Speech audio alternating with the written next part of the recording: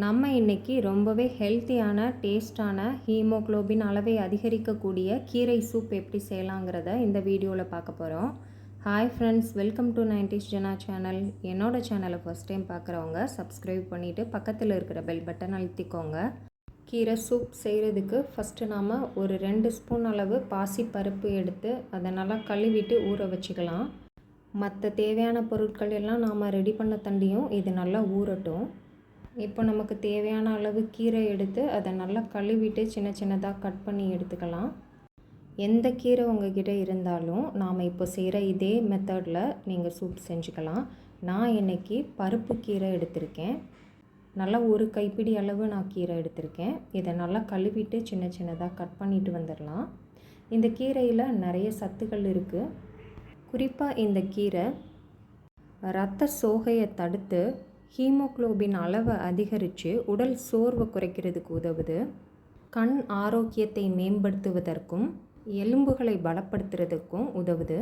மேலும் இதய ஆரோக்கியத்திற்கும் நோய் எதிர்ப்பு சக்தியை அதிகரிக்கிறதுக்கும் உடல் சூட்டை குறைக்கிறதுக்கும் உதவுது. கீரையை நல்லா இந்த மாதிரி நல்லா சின்ன சின்னதாக கட் பண்ணியாச்சு. இப்போ நாம் வேறு தேவையான பொருட்கள் என்னென்னு பார்த்துடலாம். ஒரு 7-8 சின்ன வெங்காயம் தோல் நீக்கிட்டு இந்த மாதிரி சின்ன சின்னதாக கட் பண்ணி வச்சுக்கலாம். ஒரு பெரிய சைஸ் தக்காளி கழுவிட்டு கட் பண்ணி வச்சுருக்கேன். ஒரு 6-7 பல் பூண்டு சின்ன சின்னதாக கட் பண்ணி வச்சுருக்கேன். இப்போ ஒரு உரலில் 1 ஸ்பூன் அளவு சீரகம், ஒரு 1/2 ஸ்பூன் அளவு மிளகு சேர்த்துக்கலாம். இப்போ இதை நல்லா தட்டி எடுத்துகிட்டு வந்துடலாம். ரொம்ப பவுடர் மாதிரி தட்டி எடுக்கணும்னு அவசியம் இல்லை. நம்மளால் முடிஞ்ச அளவு நல்லா தட்டி எடுத்துகிட்டு வந்துடலாம். இந்த அளவு நான் தட்டி எடுத்துகிட்டு வந்துட்டேன். இப்போ நாம் சூப் செய்ய ஆரம்பிச்சிடலாம். அதுக்கு ஸ்டவ் ஆன் பண்ணி அடுப்பில் ஒரு குக்கர் வச்சுக்கலாம். அதில் 1 ஸ்பூன் அளவுக்கு எண்ணெய் ஊற்றிக்கலாம். எண்ணெய்க்கு பதிலாக நாம் 1 ஸ்பூன் வெண்ணெய் கூட சேர்த்துக்கலாம். எண்ணெய் சூடானதும் நாம் கட் பண்ணி வச்சுருக்கிற வெங்காயத்தை சேர்த்து வதக்கிக்கலாம். ரொம்ப நேரம் வதக்கணும்னு அவசியம் இல்லை. ஒரு 1/2 நிமிஷத்துக்கு மட்டும் வதக்குனதுக்கப்புறமா நாம் கட் பண்ணி வச்சுருக்கிற பூண்டு சேர்த்துக்கலாம். கூடவே கட் பண்ணி வச்சுருக்கிற தக்காளியையும் சேர்த்துக்கலாம். இப்போ இது 3ஐயும் சேர்த்து நல்லா வதக்கிக்கலாம்.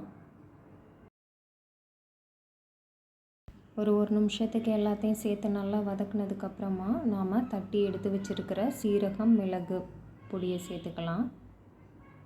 இதை சேர்த்து நல்லா மிக்ஸ் பண்ணி விட்டுட்டு நம்ம கட் பண்ணி வச்சுருக்கிற கீரையை சேர்த்துக்கலாம். கீரையை சேர்த்துட்டு நல்லா இந்த மாதிரி கலந்து விட்டுடலாம்.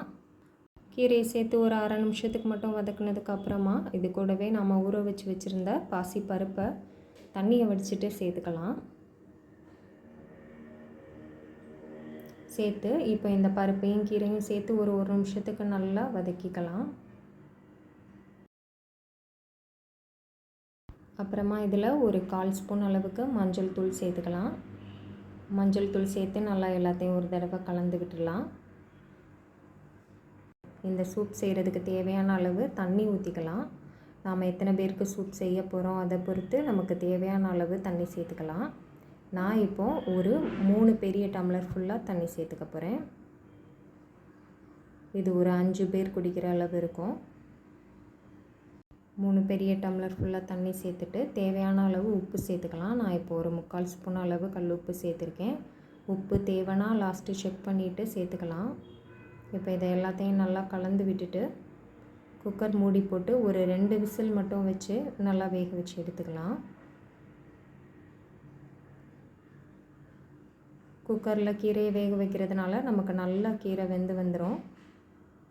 2 விசில் வச்சதுக்கப்புறமா ப்ரெஷர் ரிலீஸ் ஆனதுக்கப்புறமா குக்கர் ஓப்பன் பண்ணோன்னா நமக்கு நல்ல டேஸ்டான சூப் ரெடியாக இருக்குது. இப்போ இதை நல்லா எல்லாத்தையும் ஒரு தடவை கலந்து விட்டுட்டு உப்பு போதுமான்னு செக் பண்ணிக்கலாம். உப்பு தேவைன்னா சேர்த்துக்கலாம். திரும்ப ஸ்டவ் ஆன் பண்ணிவிட்டு சூடு பண்ணணும்னு அவசியம் இல்லை. சூப் நல்லா சூடாகவே இருக்குது. அப்படியே சாப்பிட ஆரம்பிச்சிடலாம். இந்த சூப் உடலுக்கு ரொம்பவே நல்லது. சிலருக்கு இந்த மாதிரி கீரை, தக்காளி இதெல்லாம் அங்கங்கே இருக்கிறது பிடிக்காது அப்படின்னு நினச்சா நாம் இதை ஒரு பாத்திரத்தில் வடிகட்டிட்டு தண்ணி இல்லாமல் இந்த கீரை, தக்காளி இதை மட்டும் சேர்த்து மிக்ஸி ஜாரில் ஒரே ஒரு சொத்து அரைச்சி இது கூட சேர்த்து கொதிக்க வச்சுட்டு குடிச்சிக்கலாம். நல்லா டேஸ்ட்டான ஹெல்த்தியான இந்த சூப்பை மிஸ் பண்ணாமல் எல்லோரும் ட்ரை பண்ணி பாருங்கள். ட்ரை பண்ணி பார்த்துட்டு எப்படி இருந்ததுன்னு சொல்லி எனக்கு கமெண்ட் பண்ணுங்கள். என்னோடய சேனல் பிடிச்சிருக்குன்னா லைக் பண்ணுங்கள், சப்ஸ்கிரைப் பண்ணுங்கள். தேங்க்ஸ் ஃபார் வாட்சிங்.